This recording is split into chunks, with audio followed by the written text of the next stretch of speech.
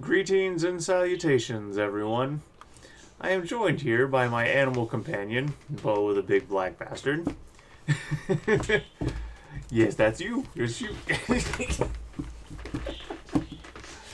Oh, this guy is seriously... He thinks he's a lapdog. But I wanted to talk about this thing from the Daily Beast. All is not what it seems. This tweet from the Daily Beast. All is not what it seems, especially when it comes to Tim Pool. Host, blah blah blah, unimportant, and blah blah blah, even less important probably, discuss his new song, which they think he's using to lure people into his right-wing world. Now, you come over here to their article, first thing, just unrelated to the politics of it all. Far-right YouTuber uses butt rock to lure in viewers. This song is not butt rock, unless you're just using it in the generic, I'm going to insult someone's music sense of using the term. Like, you come over here to Loudwire, and you look at their article, why is it called butt rock? And you'll get an idea of some songs and bands that might actually somewhat earn the designation of butt rock. But that is besides the point. That's, as someone who loves music and was in a band for a whole 5 seconds, that's just a personal pet peeve. I care much more about the politics of it. How far right YouTuber? Do you see how they gaslight you? Do you see how they just lie at every possible turn to prove their point? Ah, dog. What? Huh? Okay. You're in the way. Get down. Good boy.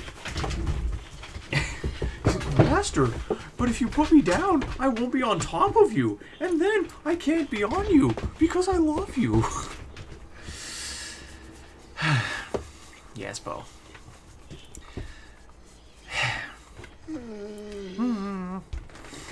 Yes, I know you're starved for attention.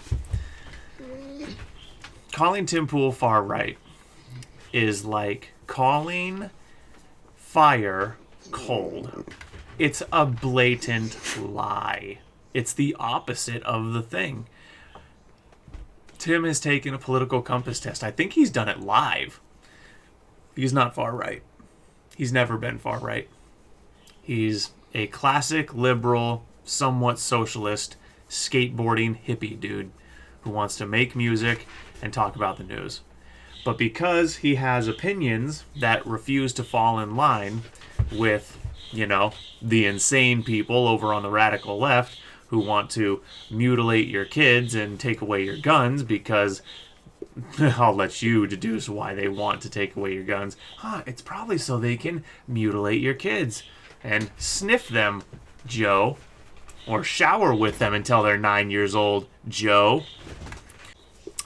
And yet, they just continue to gaslight. They just continue to lie because they know no one's going to call them out on it, at least no one they care about. All is not what it seems, especially when it comes to Tim Pool. Ooh, sinister. On this week's episode of the Daily Beast's Fever Dreams podcast, is it surprising that I've never heard of that? Host Will Sommer, I don't give a fuck, and host Andrew Carroll discuss this new song released by the pro-Trump YouTuber who has used some of his wealth to fund a rock song only ever wanted. Pro-Trump YouTuber, that part's true, and they use that as their justification for calling him far right, as if you could ever have a legitimate reason for supporting a pro-business, anti-intervention president unless you're a far-right Nazi. Surely, if you support someone who hasn't started a new war and wants businesses to be successful, you must be a Nazi! God, I'm channeling my inner salty cracker today. The song soared up the iTunes music charts, landing in second behind Britney Spears' first new song in 6 years. Her collaboration with Elton John, Hold Me Closer. I haven't heard that. I might check that out. I didn't know she did a collab with Elton. Butt rock is the phrase of a lot of people would use to describe this. No, it's not. Literally no one would describe this song as butt rock.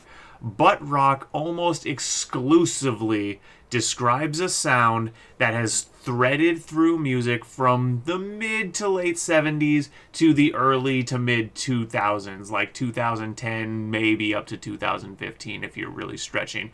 It's that sound of rock in there. Like the article I just fucking flashed you over on Loudwire. Nickelback, Buck Cherry, Puddle of Mud. Those are the kinds of bands that people describe as having butt rock-like sound. Butt rock isn't just a casual insult that's thrown around. There's a theme of music that it categorizes, a style of rock. And Only Ever Wanted by Tim Pool is not butt rock. Again, this is a pet peeve for me. I hate it. I just fucking hate it when people call things what they aren't. I hate the bastardization of language. I hate the deliberate misuse of terminology to attack. I love language. As an author, I love language. And I absolutely fucking despise it when people destroy language because I want to score points on my political opponent. You sicken me. A lot of people are hearing it, and a lot of people who are not necessarily, fans, you bring them in with this generic song, and you get them, now out there, it is a little generic, no argument there. And you get them to listen to your near fascist rants. Okay. For the slow kids in the back. A system of government marked by centralizing of authority under a dictator, a capitalist economy subject to stringent governmental controls, violent suppression of the opposition, and typically a policy of belligerent nationalism or racism. A political philosophy or movement based on advocating such a system of government, oppressive, dictatorial control. Now, I would actually take umbrage with this definition to a slight degree. This is a modernized definition, though the far left has influenced this definition.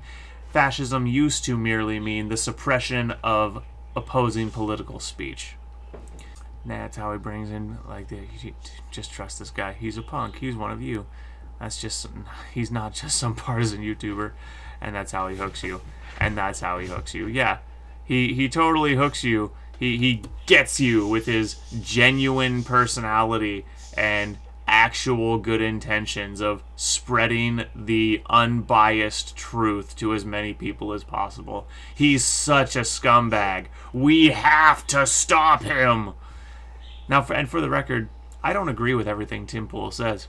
He has some thoughts on the 2020 election he maintains that I profoundly disagree with. But in principle, I think Tim Pool is a good man. I agree with a great degree of what he says, and I consider him an ally. And if I knew him in real life, I'd probably consider him a friend because I like his personality. But I consider him an ally in the war for truth and justice, because those are things he's interested in. People who constantly lie about their political opponents because they want to score points are not interested in the truth. That's almost by definition. I'm not going to read through the rest of this article because, frankly, I want to preserve my brain cells. But you can certainly see how illustrative this is. These people are willing to lie about people that are on their side of the political fence, at least when you divide it down the center. The left just keeps moving further left, and if you're not willing to butcher kids, chemically castrate them, mutilate them surgically, if you're not willing to say lockdowns were the greatest thing ever, if you're not willing to run 100% in tow with the party line, which changes every 5 minutes, by the way, then you're a fascist. You're alt-right. Stop listening to these people.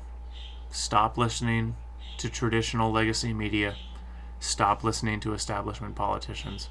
None of them tell the truth.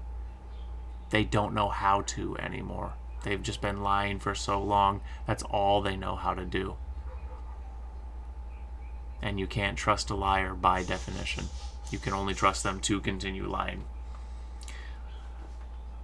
Alright guys, I'll see you in the next one. Until then, welcome to the adventure.